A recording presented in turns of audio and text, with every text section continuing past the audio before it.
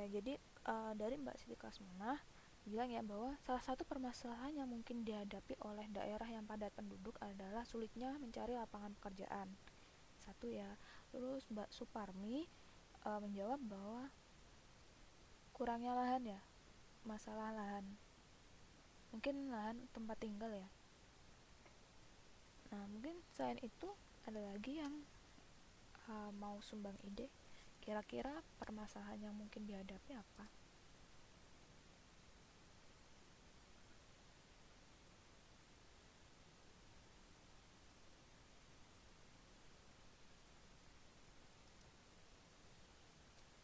Ya, kalau misalnya di sini di buku bisa dilihat ya bahwa jumlah penduduk yang besar di Indonesia ini bisa menjadi masalah yang serius ya, terutama di daerah perkotaan yang padat penduduk. Misalnya kita ambil contoh misalnya di Jakarta ya, ibu kota negara Indonesia, di mana di Jakarta ini bisa dibilang sangat padat penduduk. Kemudian di sana juga masalah yang timbul juga lumayan banyak jadinya.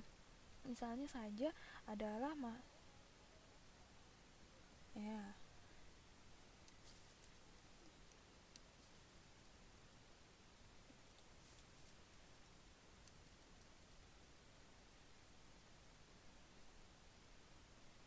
Hmm, ya bisa saya simpulkan ya dari jawaban tadi. Jadi yang pertama adalah sulitnya untuk mendapatkan lapangan pekerjaan. Yang kedua adalah masalah lahan, baik itu untuk lahan pertanian maupun juga untuk lahan tempat tinggal. Kemudian juga masalah em, sarana dan juga prasarana ya, terutama sarana publik atau sarana umum. Tentunya akan butuh lebih banyak ya jika padat penduduk. Nah, hal-hal ini tentunya akan mengakibatkan yang namanya ada kemungkinan tingginya angka pengangguran, kemudian tingginya pula angka kemiskinan, dan ini nanti akan berpengaruh terhadap kesejahteraan masyarakat yang ada, terutama di perkotaan tersebut. Jadi tak jarang ya di daerah perkotaan kita juga sering menjumpai, selain kita menjumpai daerah yang istilahnya adalah daerah elit, kawasan yang isinya orang-orang kaya, kita juga sering lihat di daerah pinggiran kota itu ada beberapa daerah kumuh, daerah kampung miskin kayak gitu ya. Jadi hal inilah yang uh, nantinya akan dihadapi oleh uh, kota dengan jumlah penduduk yang cukup besar. Nah, biasanya dengan tingginya angka kemiskinan ini nantinya akan berdampak pula pada masalah kesejahteraan masyarakat. Masalah kesejahteraan masyarakat ini tidak hanya dilihat dari tingkat pendapatan yang mereka dapatkan, tapi juga nantinya akan berpengaruh terhadap tingkat pendidikan, kemudian juga tingkat kesehatan mereka. Dan hal ini pun akan berpengaruh pada pola pikir dan juga pada akhirnya akan berpengaruh uh, terhadap apa ya, bisa dibilang keadaan sosialnya seperti itu. Nah, untuk menghindari masalah-masalah seperti ini, maka perlu diadakan upaya untuk mengendalikan jumlah penduduk. Nah, salah satu tahapan dalam pengendalian penduduk ini bisa kita awali dengan cara kita melakukan sensus. Jadi kita melakukan sensus itu atau cacah jiwa ini tujuannya apa? Tujuannya adalah agar kita itu bisa tahu jumlah penduduk di suatu daerah itu berapa, kemudian persebarannya itu di mana saja seperti itu. Apakah mereka tersebar di daerah perkotaan atau mungkin mereka di daerah-daerah tertentu, ini akan bisa kita ketahui. Nah, dari hasil tersebut setelah kita ketahui, kita juga bisa kemudian untuk mengambil langkah selanjutnya, apakah diperlukan adanya program, misalnya kalau dulu program KB, kemudian ataukah diperlukan program uh, transmigrasi misalnya seperti itu. Nah, ini adalah salah satu upaya pemerintah untuk merancang pembangunan yang ada di Indonesia, sehingga nantinya diharapkan pembangunan yang ada di Indonesia itu tidak terpusat di satu daerah tidak terpusat di satu daerah yang katakanlah daerah itu adalah daerah kota padat seperti itu, tapi juga akhirnya akan merata di semua daerah, karena memang semua daerah itu sudah ada yang menempati. Kalau misalnya dilihat di sekarang ya, pembangunan itu cenderung titik beratnya berada di Pulau Jawa. Kenapa di Pulau Jawa? Ada yang tahu nggak sebabnya? Kenapa? Kalau misalnya kelihatannya ya, antara Pulau Jawa, kemudian Pulau Sumatera, Pulau Kalimantan, Sulawesi, pembangunan itu lebih titik beratnya lebih di Pulau Jawa, lebih banyak di Pulau Jawa, lebih maju di Pulau Jawa. Kira-kira kenapa seperti itu?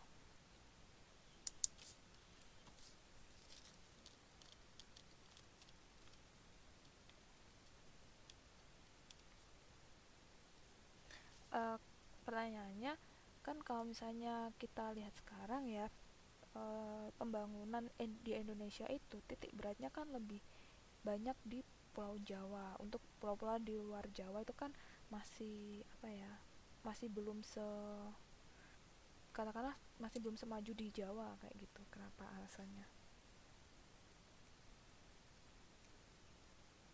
Mm-mm. Sehingga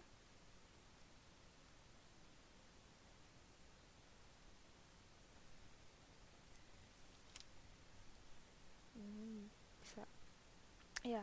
Jadi betul ya kata Mbak Novi bahwa uh, kenapa sih titik berat pembangunan di Indonesia itu masih di Pulau Jawa, karena memang pemerataan penduduknya itu masih kurang merata ya. Jadi masih banyak yang tinggal di Pulau Jawa, sehingga pembangunannya lebih difokuskan di Pulau Jawa karena memang lebih padat di sana, sehingga lebih banyak dibutuhkan sarana prasarana maupun juga lapangan pekerjaan. Padahal kalau misalnya kita tahu lahan di Pulau Jawa pun semakin lama semakin sempit ya, dibandingkan dengan lahan di Pulau Kalimantan misalnya, masih luas seperti itu.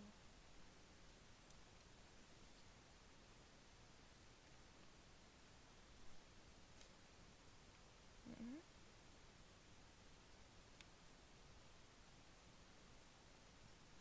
Transmigrasi. Bukan diungsikan. Kalau diungsikan itu kayak lagi kena bencana alam terus dipindah sebentar gitu. Mm-mm. Mm-mm. Mm-mm. Karena emang awalnya dari Jawa ya. Ya. Nah, kira-kira uh, selain ini tadi kan kata Mbak Novi, salah satu caranya sebelum dulu ditemukan KB itu ya, salah satu caranya dengan ditransmigrasi. Karena kira-kira ada lagi nggak cara yang lain untuk mengatasi masalah jumlah penduduk yang besar ini?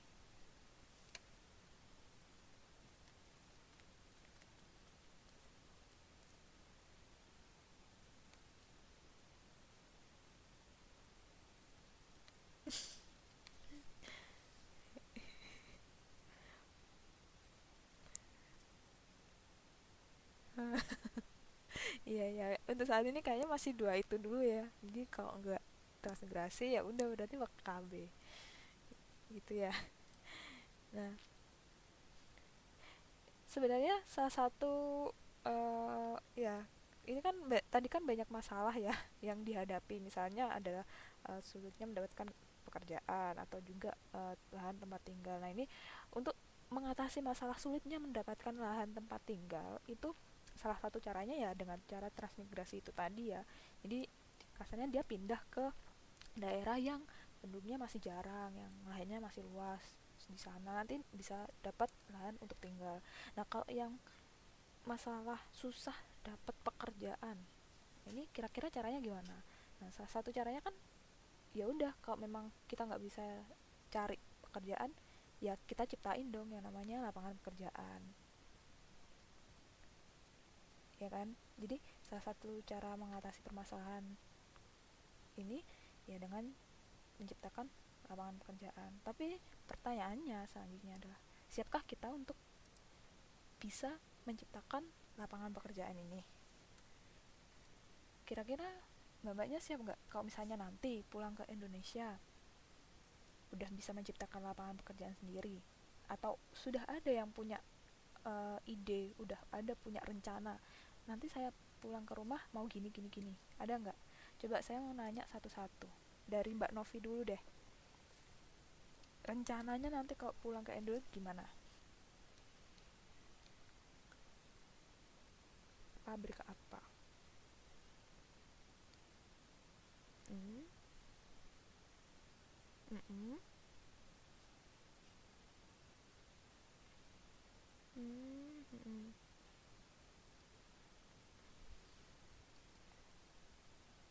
mm, mm, mm, mm, mm, mm, mm, mm, mm,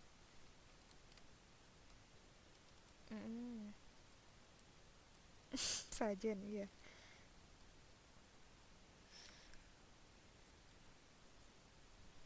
Mm, mm,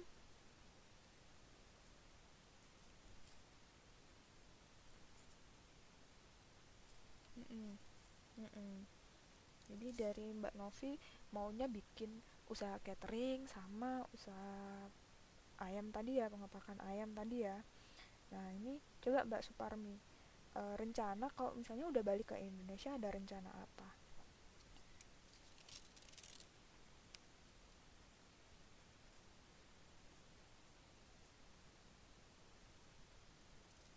Ya Mbak Suparmi bisa bisa cek koneksi,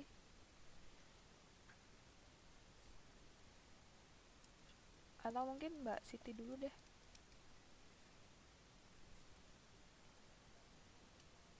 Iya iya, heeh. Mm.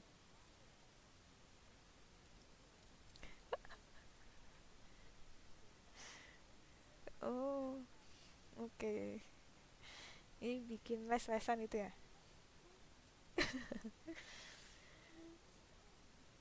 Kan pintar masak juga. Kali aja mau bikin ini catering. Mm-mm. Mm-mm. Mm-mm.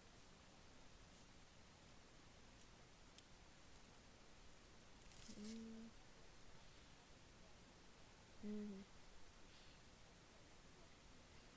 Oke, ya bisa bisa.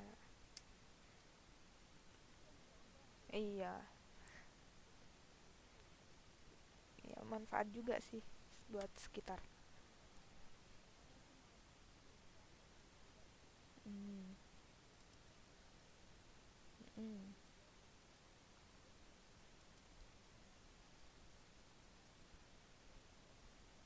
Mm. Boleh boleh. Oke, ya amin. Ya yang lain ada yang mau kasih tambahan? Ini soalnya kayaknya emang antara mic-nya nggak bisa, atau kalau nggak gitu sinyalnya ini agak rewel kayaknya.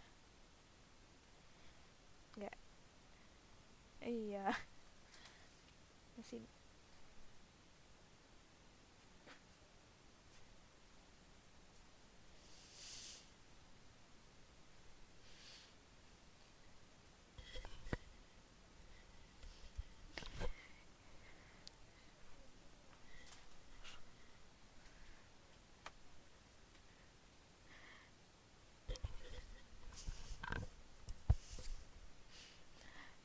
Ya jadi apapun rencananya nanti, ketika sudah balik ke Indonesia semoga itu bisa apa ya, membantu kita dan keluarga kita khususnya, dan kalau bisa juga orang lain. Jadi kalau bisa misalnya bikin sebuah usaha itu gak hanya untuk dirinya sendiri tapi juga bisa membantu masyarakat yang ada di sekitar. Misalnya tadi dari Mbak Novi kan mau bikin usaha catering. Nah, tentunya kan nggak mungkin kan kalau misalnya Mbak Novi masak-masak sendiri, sedangkan catering kan yang perlu disiapkan juga banyak ya. Jadi kemungkinan nggak bisa masak. Ya misalnya nanti Mbak Novi akan pasti butuh beberapa orang, nah itu kan nantinya akan bisa buka lapangan pekerjaan. Terus juga mungkin Mbak Siti dengan mengadakan les-lesan itu tadi pastinya kan juga butuh beberapa orang guru tambahan mungkin atau tutor yang bisa membantu sehingga insya Allah ya. Jadi nggak hanya cuma satu satu orang yang terbantu, tapi juga beberapa orang yang nantinya akan terbantu. Syukur-syukur satu desa ya terbantu semua. Oke. eh,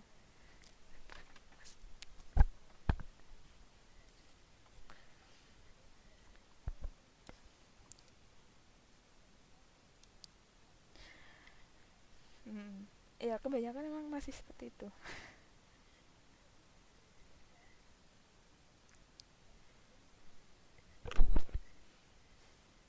Mm, mm, mm.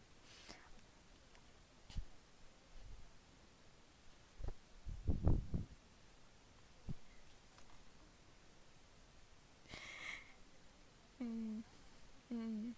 Ya mungkin kalau misalnya generasi selanjutnya mindsetnya nggak kayak gitu lagi ya. Ya semoga aja ya.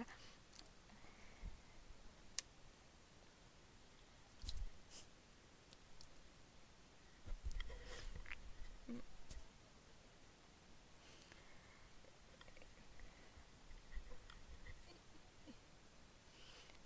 iya. Mm, mm, mm. Ya kita lanjutkan ya tadi salah satu cara untuk mengatasi masalah tingginya jumlah penduduk adalah dengan menciptakan lapangan pekerjaan. Nah, sekarang kita akan membahas tentang pertumbuhan penduduk. Jadi pertumbuhan penduduk ini bisa dibagi menjadi beberapa. Ada pertumbuhan penduduk alami, kemudian juga ada pertumbuhan penduduk non alami. Kalau pertumbuhan penduduk alami ini diperoleh dari hasil selisih tingkat kelahiran atau natalitas dengan tingkat kematian atau mortalitas dalam 1 tahun. Jadi ini ada rumusnya pertumbuhan penduduk, yang lahir itu dikurangi yang mati. Kan kita pengen tahu jumlah pertumbuhannya kan, pertambahan penduduk tiap tahunnya itu berapa. Ini kalau gampang-gampangnya ketika di sensus ya udah yang lahir berapa dikurangi yang meninggal berapa kayak gitu. Nah, kalau misalnya jumlah pertumbuhan penduduk non alami, ini maksudnya adalah jumlah pertumbuhan penduduk yang diperoleh dari selisih imigrasi, yaitu selisih orang yang masuk ya. Ini bisa misalnya suatu daerah gitu, berarti yang jadi apa ya, warga daerah tersebut berapa, kemudian yang keluar dari daerah tersebut berapa. Ini contoh gampangnya misalnya kan kalau misalnya kita nikah beda daerah itu kan misalnya yang laki-laki yang ikut ke yang perempuan atau yang perempuan ikut ke laki-laki itu kan pasti milihkan salah satu, nggak mungkin dong habis nikah terus maunya LDR jauh-jauhan, yang cowok tetap tinggal di daerahnya kemudian yang cewek tetap tinggal di daerahnya, kan nggak gitu, tapi harus ada salah satu yang ngalah. Nah ini bisa dari selisih ini. Jadi kalau misalnya yang cowok yang tinggal di daerahnya cewek, berarti yang cowok dia migrasi masuk ke daerahnya yang cewek gitu ya, dan dia migrasi keluar dari daerahnya sendiri. Nah ini bisa pakai rumus imigrasi yang masuk dikurangi dengan yang keluar, itu untuk pertumbuhan penduduk non alami.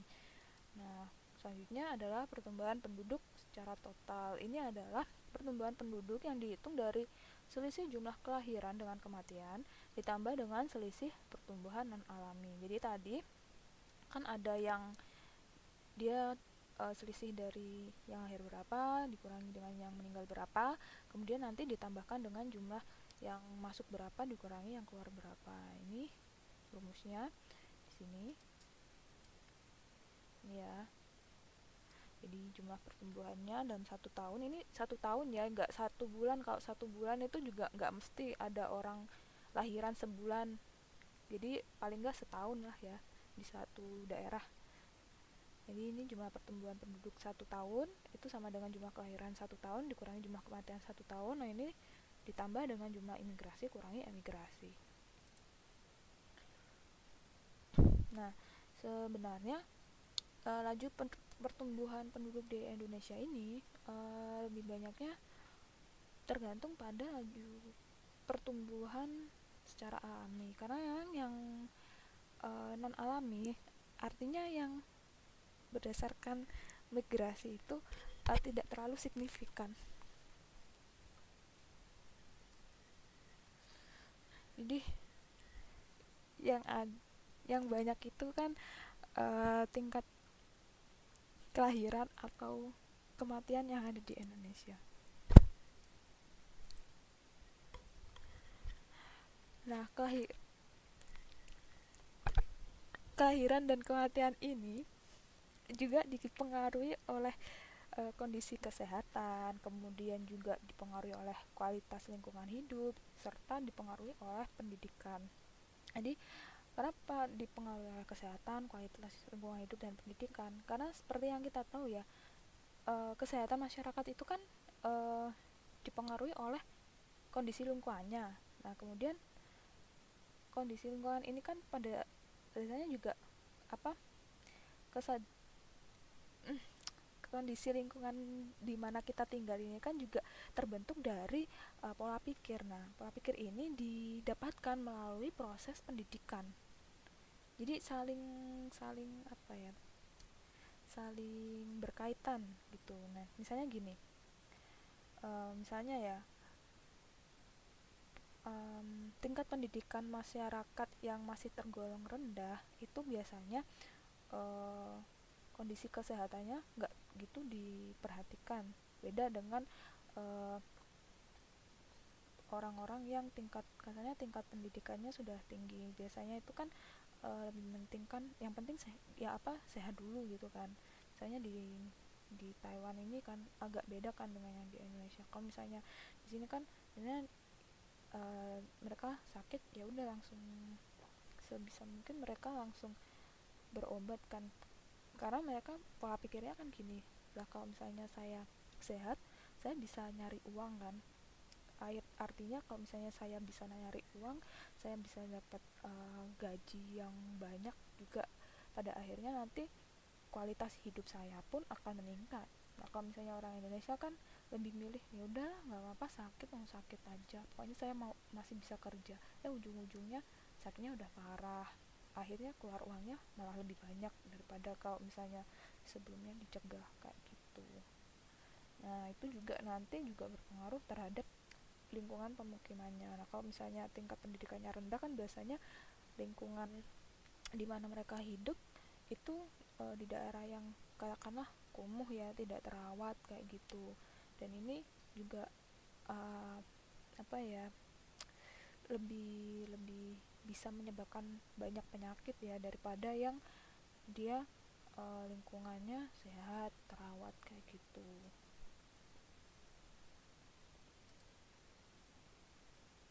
Dari sini ada yang mau ditanyakan, pertumbuhan penduduk dan juga tadi masalah jumlah dan pertambahan penduduk di Indonesia, ada yang mau ditanyakan?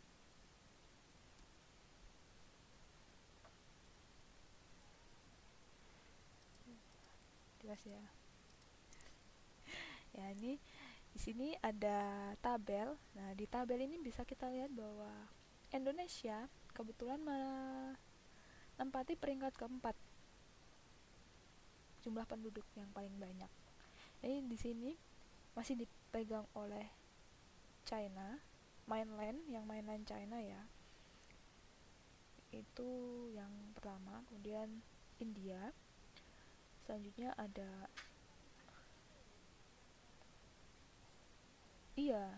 China, mainland China.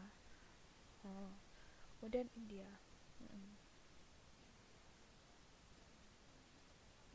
Ya, jadi kita bisa bisa dibilang juga banyak orangnya. Iya, iya, di dunia. Banyak. Ini data 2014.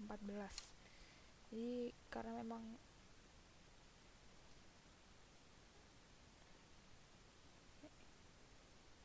iya, soalnya banyak. Iya kan banyak ya.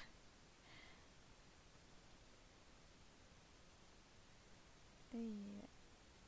Ya, yang di luar negeri juga banyak.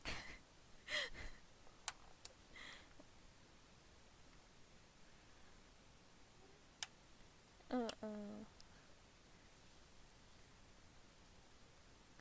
iya, satu iya, satu daerah.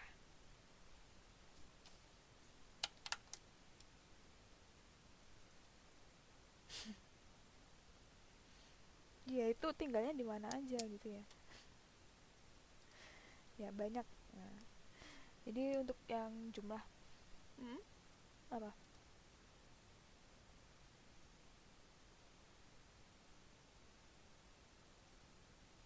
Termasuk apa? Ah, ini nanti akan kita bahas di bagian migrasi. Nanti kita akan bahas. Ya. Jadi kita ke komposisi penduduk dulu. Jadi tadi setelah kita bahas tentang pertumbuhan penduduk, nah di sini ada komposisi penduduk. Jadi komposisi penduduk ini apa? Komposisi penduduk itu adalah pengompokan atau susunan penduduk suatu negara atau suatu wilayah berdasarkan kriteria tertentu. Nah, kriteria ini bisa berdasarkan usia, bisa berdasarkan jenis kelamin, ataupun juga melalui piramida penduduk. Nah, berdasarkan usia ini maksudnya gimana? Maksudnya kita bisa mengelompokkan berdasarkan usia baik itu tunggal maupun interval usia tertentu, atau juga berdasarkan usia produktif atau usia tidak produktif. Kalau berdasarkan jenis kelamin udah jelas ya, berdasarkan apakah dia laki-laki atau perempuan. Nah, kalau misalnya piramida penduduk ini maksudnya itu adalah misalnya kita punya dua diagram batang ya, yang satu laki-laki, satu perempuan. Nah, ini kemudian kita gabungkan jadi satu. Ini biasanya disebut piramida penduduk. Jadi nanti akan kelihatan cewek cowok kayak gitu, jumlahnya berapa. Hampir sama sih. Nah ini contohnya. Jadi ini ada komposisi penduduk di Indonesia. Di sini kita lihat ada persentasenya. Kemudian di sini ada tahun dari tahun 2009 jumlah laki-lakinya ada 49,53%, kemudian perempuannya 50,47%. Jadi di sini bisa dilihat bahwa lebih banyak perempuannya daripada laki-lakinya. Selanjutnya untuk angka partisipasi sekolah usia 7 sampai 12 tahun ini ada 97,95%. Artinya karena nggak 100% berarti masih ada penduduk Indonesia yang dia tidak sekolah. Dari sini bisa kelihatan ya.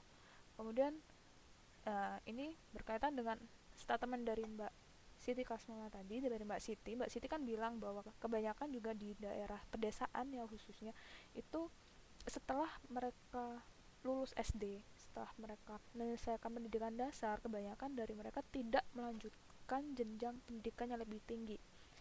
Nah, ini bisa dilihat juga bahwa untuk angka partisipasi sekolah usia 13 sampai dengan 15 tahun ini turun menjadi sekitar 85,43% saja.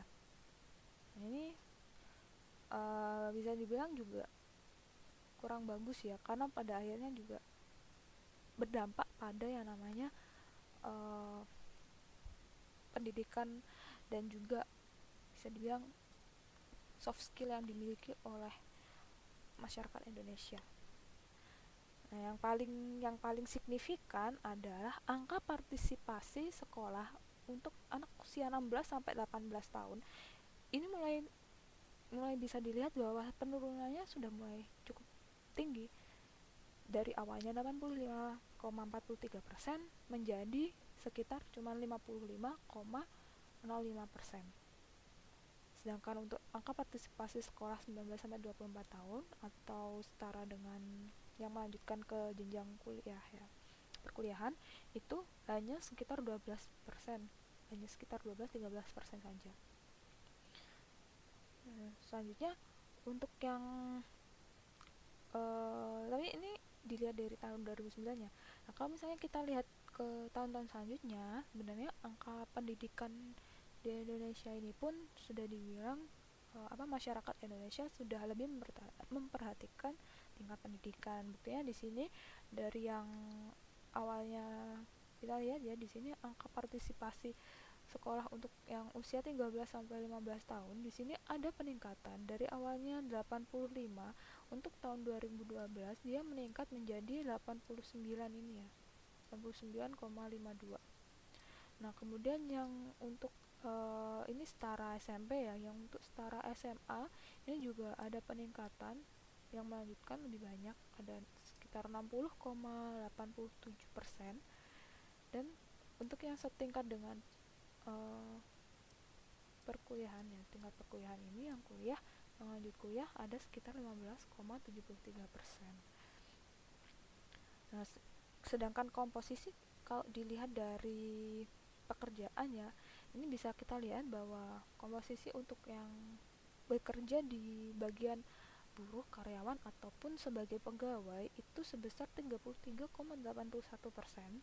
dan bekerja yang di bagian sektor pertanian itu sekitar 4,75%, dikit ya, nggak gitu banyak ya.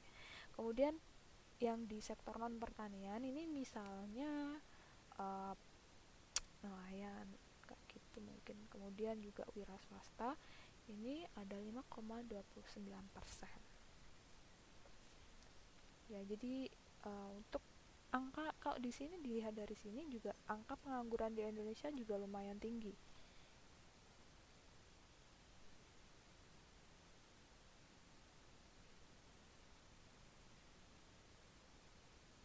Iya, heeh. Mm, mm, mm.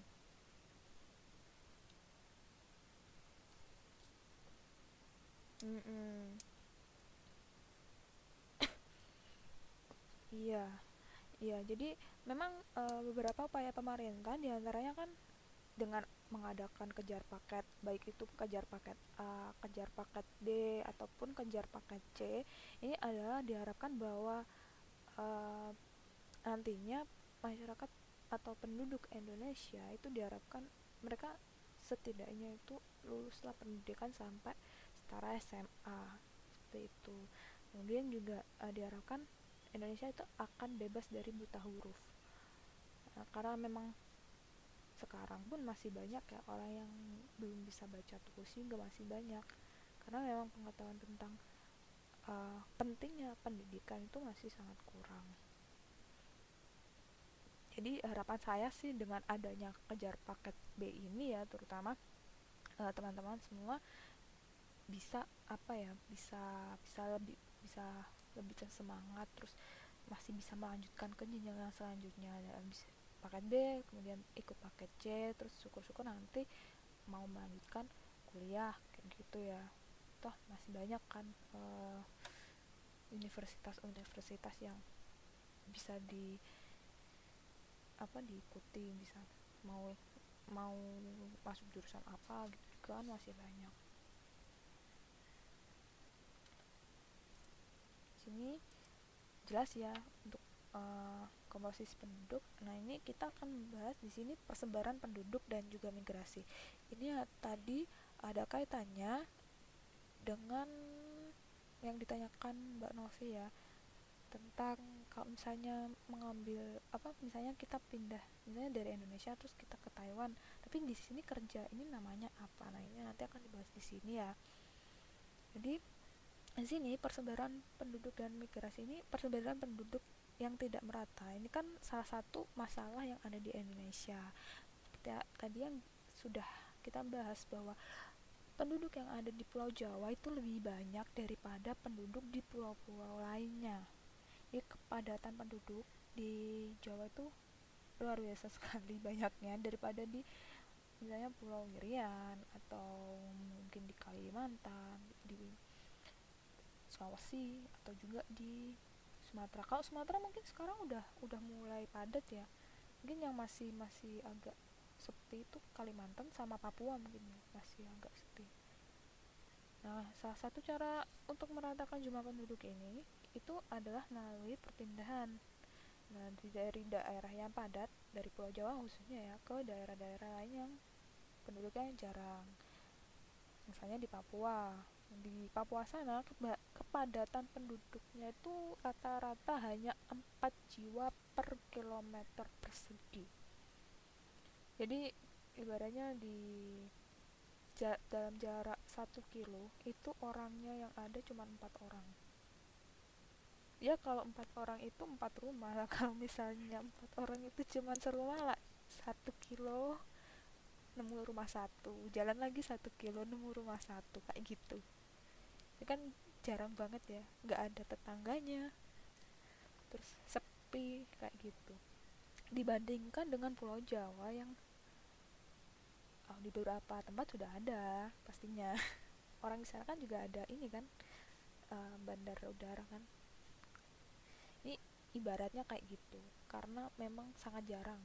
Jadi bukan terus dibandingin, apa enggak terus dibayangin, oh berarti di Papua cuman ada berapa orang gitu, enggak, ya tetap ada yang namanya misalnya perkampungan ada, jadi dia punya tetangga. Cuman kalau misalnya mau dibuat apa ya, dibuat perbandingan antara yang di Jawa sama Papua, di Papua itu 1 kilo baru nemu rumah satu. Nah kalau di Jawa 1 kilo itu udah nemu 945 orang. Ini bayangin padatnya di Jawa itu seberapa, kayak gitu ya. Ini kan beda banget, jauh banget gitu apanya, uh, bedanya itu jauh gitu loh, nggak nggak rata banget. Nah, karena hal ini makanya dulu ada program transmigrasi kayak gitu. Nah ini bisa dilihat di sini bahwa di sini kepadatan penduduknya yang hijau ini, kemarin kan sudah pernah baca peta kan, peta tematik, peta khusus, masih ingat kan cara bacanya, peta tematik atau peta khusus. Nah ini udah ada legendanya. Yang hijau ini, yang hijau banget, hijau tua, ini adalah kepadatan penduduk kurang dari 10. Ini adanya di daerah sini ya, daerah Papua sini. Selanjutnya untuk yang hijau lebih muda ini, bisa dilihat di daerah sini, di daerah Kalimantan. Kemudian di sini ada beberapa di daerah sini. Kemudian di daerah Papua masih tetap dia kurang padat juga. Selanjutnya yang sudah mulai lebih padat ada di daerah Sumatera sini, Aceh, terus juga ada di Nusa Tenggara, di sini di Sulawesi ya. Ya kita langsung bergeser ke daerah yang paling padat penduduk. Ini ada satu nyelempil, Jakarta. Di sini kepadatan penduduknya lebih dari sekitar 1299 jiwa.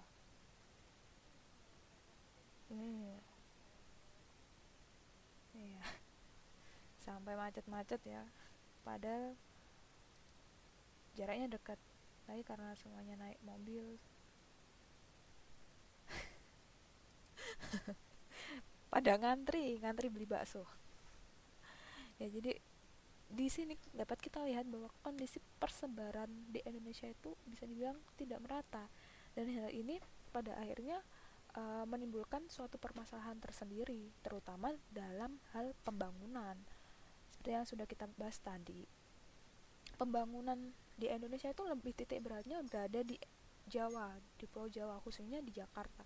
Kenapa demikian? Karena memang di daerah tersebut padat penduduk, sehingga pelaksanaan pembangunannya difokuskan di sana.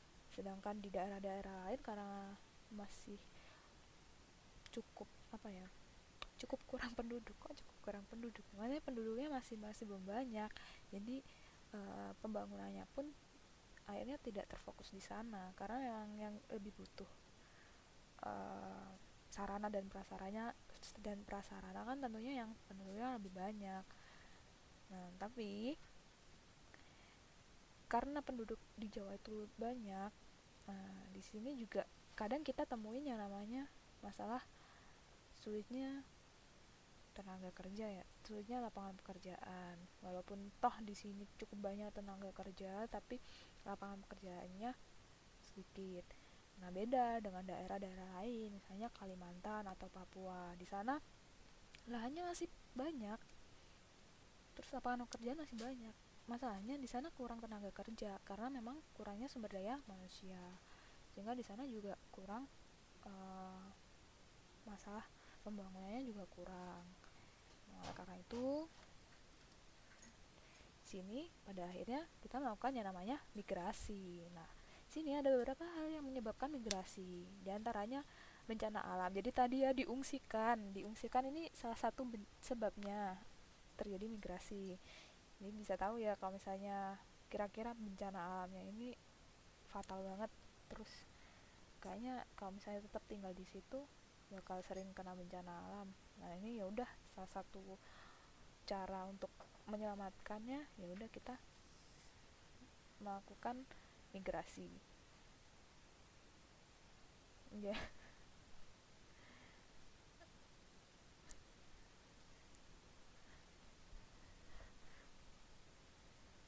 ya namanya juga masih manusia. Ya, jadi iya. Ya maksudnya pas waktu itu dia kan meninggalnya beda kasus itu. Sakit bukan sih? Saya juga nggak tahu sih.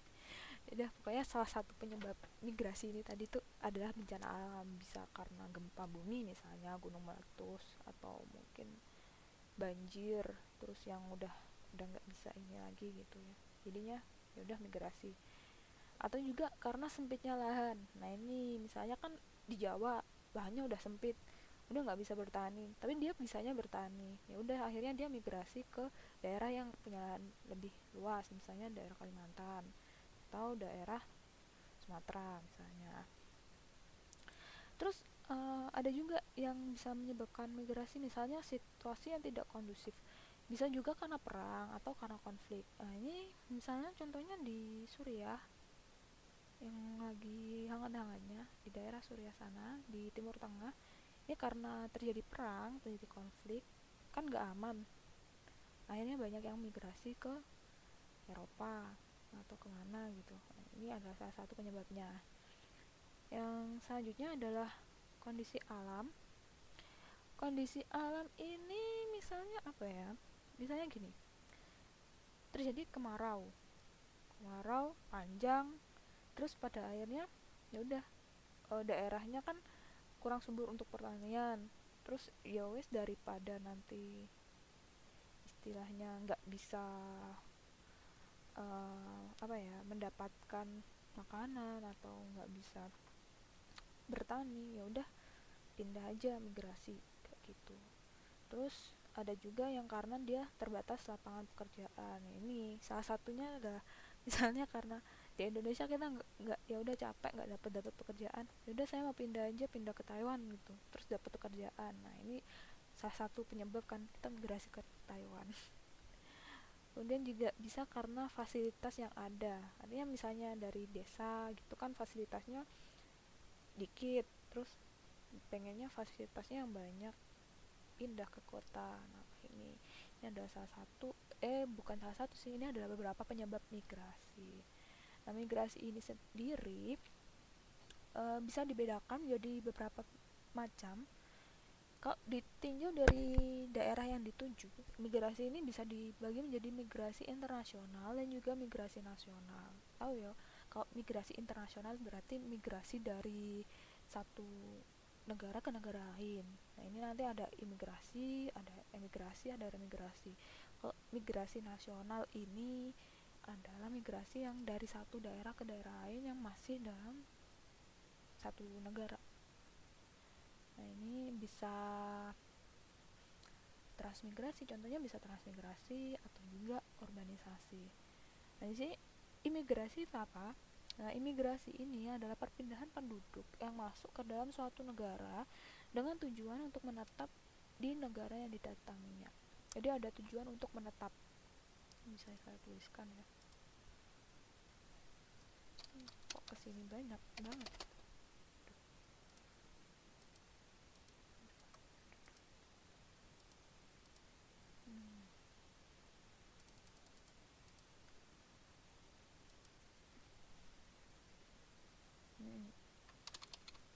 Kalau dia menetap, imigrasi itu yang menetap ya.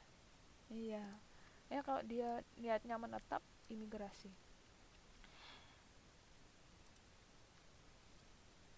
Ini tapi masuk, imigrasi itu ditinjau kalau dia masuk ke suatu negara untuk menetap. Kalau yang itu yang I loh, dilihat kalau I dia tujuannya menetap, terus artinya dia itu masuk. Aduh, ini ditulis dulu, masuk. Nah, kalau yang emigrasi dia tujuannya untuk menetap juga, tapi dia itu ditinjau dari keluar. Jadi kalau gini, kasusnya saya kan warga negara Indonesia awalnya, terus saya pergi ke Taiwan. Tujuannya di sini saya mau menetap di sini. Kalau dilihat dari Taiwannya, saya sedang melakukan imigrasi. Tapi kalau dilihat dari Indonesianya, saya sedang melakukan emigrasi. Karena saya keluar dari Indonesia ke Taiwan tujuannya untuk menetap. Jadi kalau dilihat dari Taiwan tadi kan saya masuk ke Taiwan tujuannya untuk menetap gitu. Beda ya. Bener, kalau impor berarti kan masuk, barangnya masuk dari negara lain. Kalau ekspor, barangnya dikeluarkan ke negara lain, kayak gitu. Jelas ya? Oke. Nah, yang terakhir adalah remigrasi. Nah, remigrasi ini perpindahan penduduk dari suatu negara ke negara tempat asalnya, atau apa ya, balik, repatriasi. Jadi mm-mm, mm-mm, mm, ya, iya, iya, mm-mm, ya itu remigrasi, balik ke negara asalnya, kayak gitu. Ini ada yang mau didiskusikan atau kita lanjut dulu ke migrasi nasional? Enggak. Nah, ini selanjutnya adalah apa Mbak Novi? Mm-mm, mm-mm, mm-mm,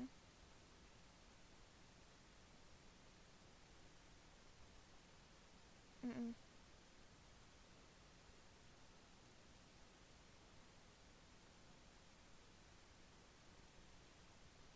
Kalau misalnya pada awalnya kan pastinya tetap pakai visa kan, karena memang kita maunya ke negara yang lain kan. Tapi kan nantinya pada akhirnya akan ngurus ngurus ini kan, ngurus kependudukan kan.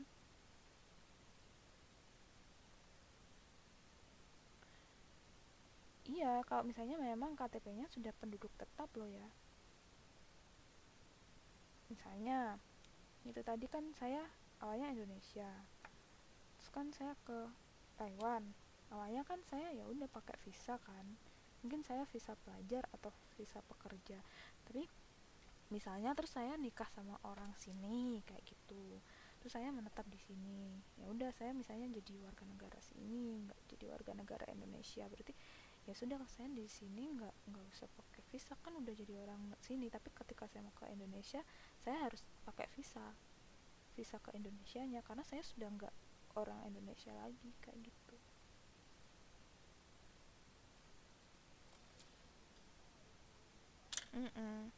Nggak boleh dua. Nggak boleh dua, harus satu milih. Mm-mm. Iya. Iya.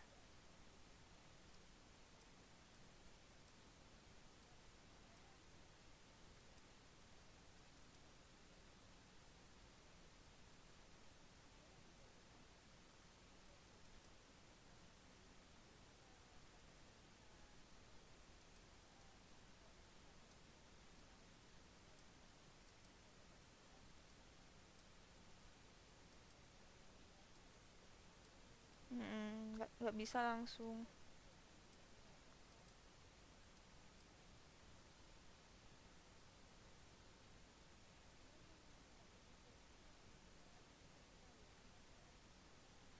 Beda beda.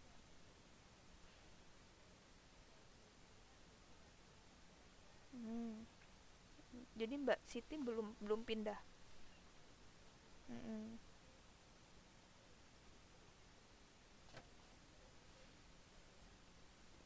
Pokoknya orang asing lah.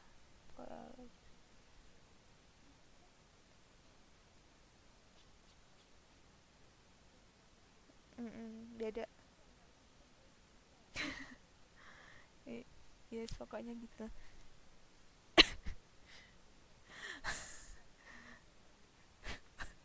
Sudah itu dilupakan. Iya ya, jadi ini kita lanjutkan ya. Jadi migrasi internasional dia ada tiga: imigrasi, emigrasi, sama remigrasi. Nah, untuk migrasi nasional ini sebenarnya nggak cuma transmigrasi, ini salah ya, transmigrasi hanya ini lebih transmigrasi dan urbanisasi aja, tapi juga masih banyak yang lainnya.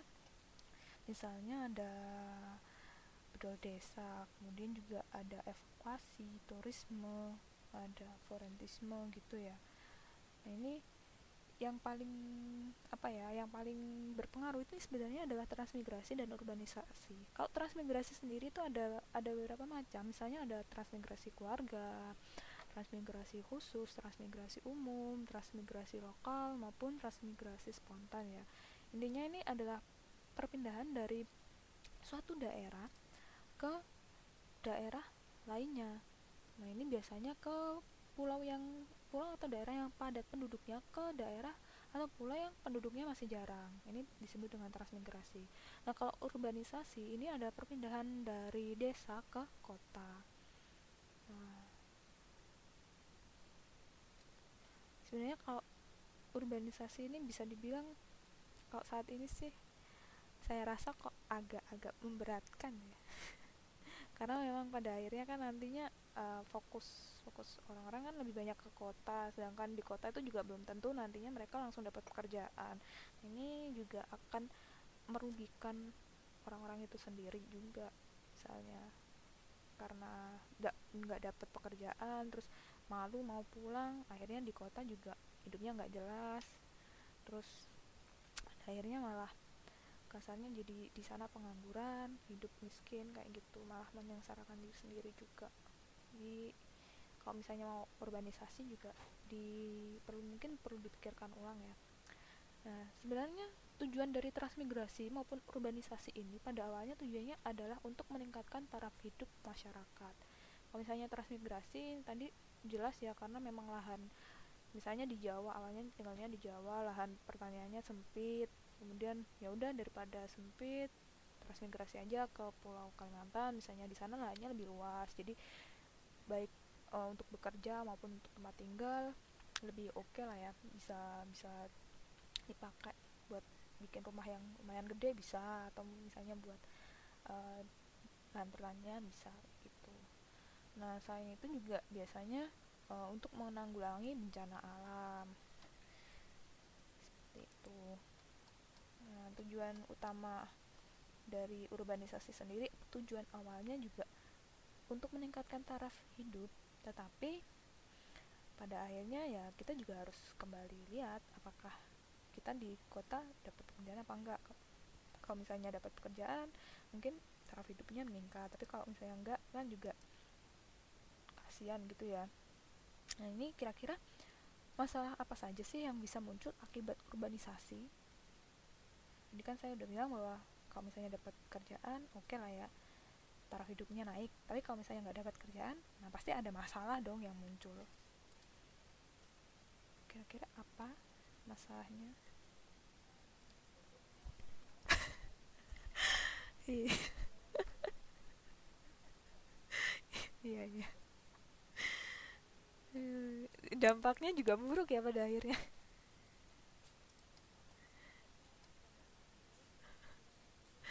Iya.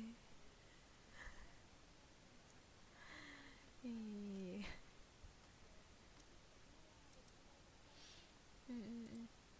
Ya itu resiko sih ya. Jadi sebenarnya kan memang ciri awal tujuan awalnya itu mereka pengennya biar taraf hidupnya lebih tinggi ya, biar biar saya dapat kerjaan, karena memang menurut mereka di kota pekerjaan lebih menjanjikan, gaji lebih menjanjikan kayak gitu. Cuman terkadang kenyataan itu tidak seindah bayangan. Kenyataannya itu kadang lebih menyakitkan ya. Nah di sini salah satu salah satu faktor yang mempengaruhi itu karena memang yaitu daya tarik kota itu lebih lebih wow. Apalagi kalau misalnya lihat sinetron sekarang kan kayaknya di kota itu enak banget, mau kemana-mana deket kayak gitu, terus maju modern, apa-apa udah tersedia lengkap kayak kayak gitu ya. Sedangkan di desa apa sih, paling monoton kerjaan, kalau nggak jadi petani, jadi nelayan kayak kayak gitu aja, terus nggak keren gitu kan kalau misalnya lihat, ih orang kota kantoran keren kayak gitu ya. Iya iya kayak gitu. Hmm, hmm, iya. Iya, makanya kenyataan itu kadang nggak seindah bayangan. Jadi kenyataannya apa, bayangannya gimana gitu kan. Nah, jadi mm,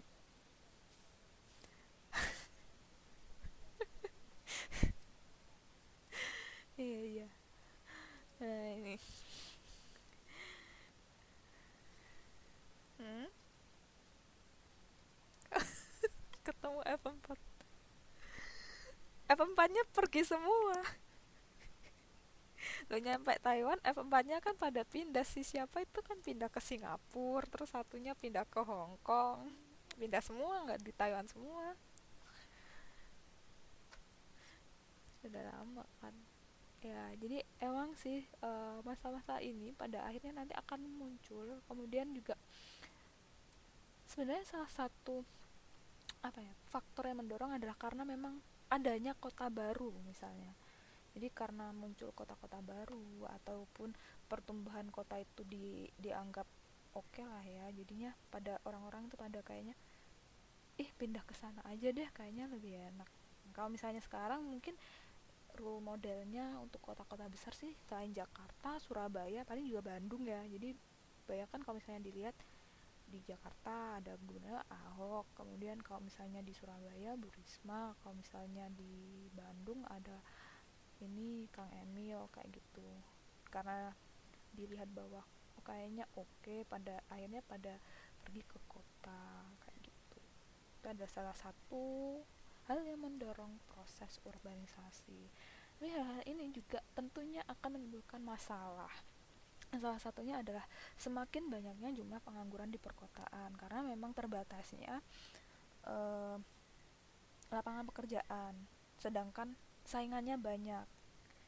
Nah, jadi gini, misalnya saya cuma butuh eh, nge-hire saya cuma butuh mempekerjakan 5 orang, tapi yang ngelamar ada 50, kan yang 45 nggak keterima, pada akhirnya nganggur kayak gitu.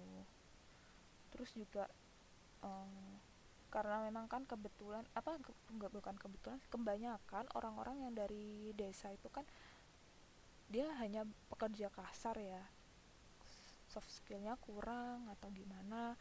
Nah karena dia cuma pekerja kasar, biayanya murah kayak gitu. Jadi uh, hmm, hmm, ya makanya itu kadang kayak gitu. Nah akhirnya dengan semakin banyaknya pengangguran ini, maka nggak menutup kemungkinan bahwa tingkat kejahatan pun semakin meningkat. Ini semakin tinggi. Nah setelah tingkat kejahatannya semakin tinggi, akhirnya juga muncul masalah baru, pemukiman kumuh, kemiskinan. Nah pada akhirnya hal-hal inilah yang menyebabkan uh, laju pertumbuhan ekonomi terganggu. Nah, salah satu upaya pemerintah untuk menghentikan maju urbanisasi ini adalah dengan cara membuka lapangan di pedesaan. Misalnya di daerah Tuban, misalnya daerahnya Mbak Siti ini, dulu nggak ada yang namanya pabrik pabrik semen.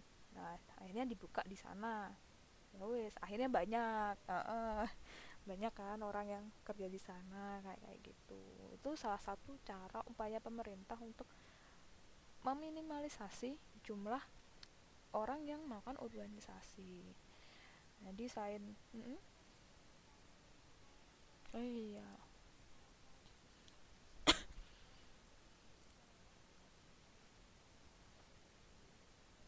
iya, iya makanya. Jadi itu ya, itu kan salah satu pembangunan. Sebenarnya setiap setiap keputusan ada dampak positif, ada negatifnya. Mungkin dampak positifnya lapangan pekerjaannya semakin banyak, cuman dampak negatifnya juga kalau misalnya nggak dipikirkan secara ulang kan lahan pertaniannya semakin sempit. Nah, kalau misalnya lahan pertaniannya sempit, pada akhirnya juga nanti makan apa? Nggak ada sawah lagi, kayak gitu.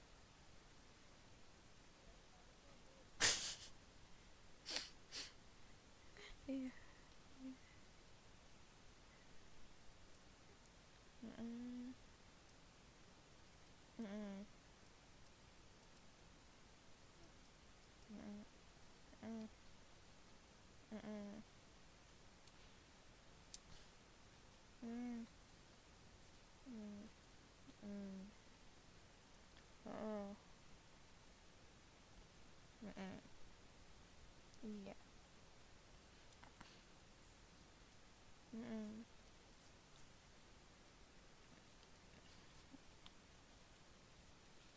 Mm.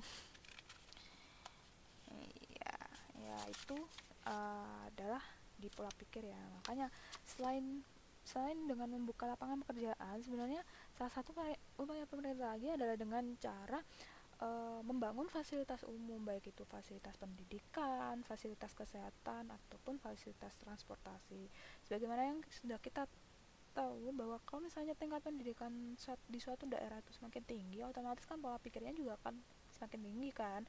Jadi kasarnya mau diajak kerjasama rembukan pun enak. Nah, kalau misalnya pola pikirnya itu nggak sama, kan ujung-ujungnya juga berantem, nggak enak kayak gitu. Mau diajakin maju bareng juga kadang kan nggak mau, nggak semua orang mau kayak gitu. Kalau misalnya pola pikirnya udah bagus, udah maju gitu, mereka tahu ketika diajak maju bareng, kerja sama bareng, ini loh dampaknya bagi kita bareng tuh kayak gini. Bukan karena saya ingin menguasai daerah pertanian, enggak, tapi biar nanti kita bisa bareng-bareng ini dijadikan satu, pada akhirnya nanti uh, buat kebutuhan kita bersama lah ya, kayak gitu. Terus kalau misalnya mau kan juga juga akan menguntungkan semua pihak, seperti itu. Nah, ini udah bahasanya baru, yaitu fungsi dan peran penduduk dalam pembangunan nasional. Ini akan kita lanjutkan minggu depan insya Allah. Sebelumnya nanti dibaca dulu aja di bukunya, karena memang ini lebih ke sejarah sih, fungsi dan peran penduduk dalam pembangunan nasional ini, karena nanti akan di kualitas penduduk, terutama kita akan membahas masa pergerakan nasional di Indonesia, di mana masa ini ditandai dengan berdirinya organisasi Budi Utomo di Indonesia, yang mana sekarang diperingati sebagai Hari Kebangkitan Nasional. Ya, nanti mohon dibaca dulu sebelum pertemuan. Ya, dari sampai sini ada yang ingin ditanyakan atau didiskusikan? Iya, Mbak Novi, monggo.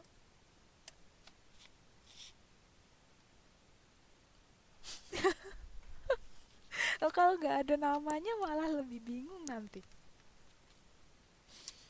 Gimana manggilnya kalau nggak ada namanya? Orang manggil.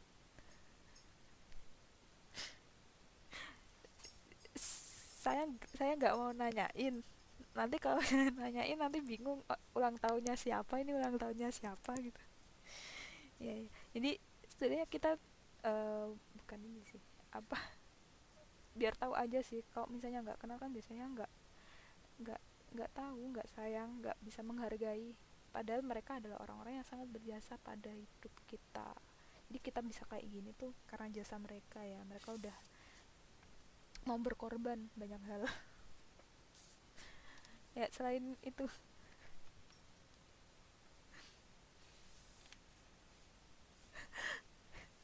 ini nanti yang kita bahas paling cuman beberapa orang aja kok. Soekarno sama Bung Hatta udah kenal lah ya, pasti udah tahu lah, nggak kenal nggak apa, udah tahu siapa mereka berdua. Nanti paling ada tambahan beberapa orang.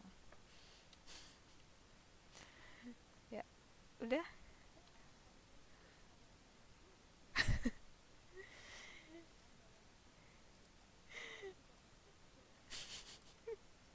Ya ya ya, jadi udah oke. Okay. Kalau sudah, kita bukan sampai di sini. hmm. Insya Allah kita akan ketemu lagi minggu depan. Kita bahas fungsi dan peran penduduk dalam pembangunan nasional tadi ya. Jadi mulai dari kualitas penduduk Indonesia, kemudian kualitas penduduk dan hubungannya dengan pergerakan nasional, serta uh, peran penduduk dalam pembangunan nasional, khususnya pada saat sekarang ya di Indonesia kayak gimana. Ini akan kita bahas minggu depan. Oh enggak minggu depan sih, minggu depan itu waktunya PKN deh. Jadi tanggal 18 sebenarnya, masih 3 minggu lagi. Jadi bisa dibaca-baca lagi. Semoga nggak lupa. Jadi PKN besok masih nerusin bab yang kemarin. Kita aja.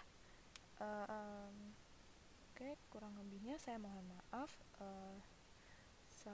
Semoga bermanfaat apa yang saya sampaikan pada malam hari ini, dan semoga bisa membawa keberkahan bagi kita semua. Amin. Amin. Terima kasih atas kehadirannya. Selamat malam dan selamat beristirahat. Terima kasih juga buat semuanya. Makasih.